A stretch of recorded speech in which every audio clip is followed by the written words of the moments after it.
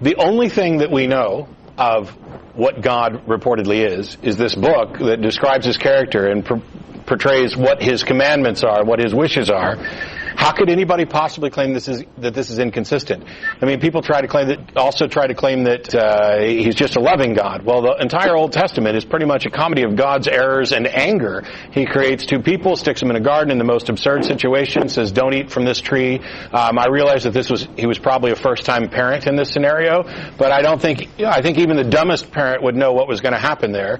And so he has to punish them and exile them, and then the whole world goes to hell shortly thereafter, and so he picks out the most righteous man and his family and decides to build a ridiculous boat which isn't seaworthy and couldn't hold all the animals, and then he's going to flood and kill everything except for this family, at least if you go for a global flood, which we know scientifically just is absurd, and no other civilization seemed to notice this global flood, so it must have been a local flood which doesn't actually solve the problem of sin. And then right after Noah, you've got a couple hundred years where they do this massive population growth, and they're building a Tower of Babel, which I don't know why a God would be even the slightest bit bothered. This was clearly the mindset of these ancient people, that God lived somewhere up in the sky, even though modern theologians say no, that's not it at all, because clearly we can travel to the moon.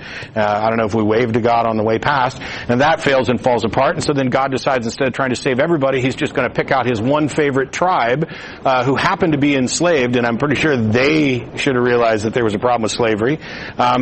And it goes through this incredible scenario of, we're going to give all these plagues, and every time Pharaoh wants to actually let them go, God comes down and specifically hardens his heart so that he can show off a bit more. No, I want you to let him go, but I'm not going to let you make that. He violated Pharaoh's free will. It's explicitly there. No. He hardened Pharaoh's heart so that he couldn't do it, gets all the plagues out of the way. Then these 3 million Jews, for which there's no evidence that they were ever enslaved in Israel or in Egypt. There's no commingling of. And by the way, if they held hand to hand, the number of Jews that were there, they could have stretched from Egypt to Canaan in the first place. They're led across all these miracles and everything else. Miracles that would wow anybody living today. They get to Mount Ararat. Moses is gone for 40 days, and those guys say, screw that God, we'll make another one. This guy can't do anything right.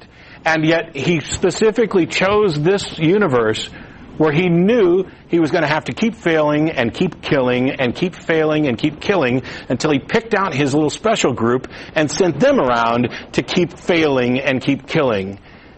And then there's this empty period, and he decides, you know what, I'm going to take human form, come down, sacrifice myself to act as a loophole for rules that I created that I can't circumvent. I mean, it is logically absurd.